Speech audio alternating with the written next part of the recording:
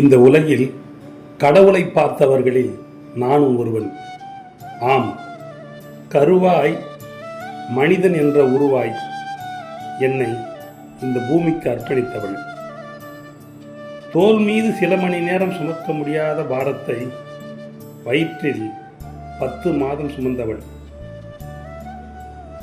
ஆயுதமே இல்லாமல் அன்பால் மட்டுமே போராடி வெல்பவள்.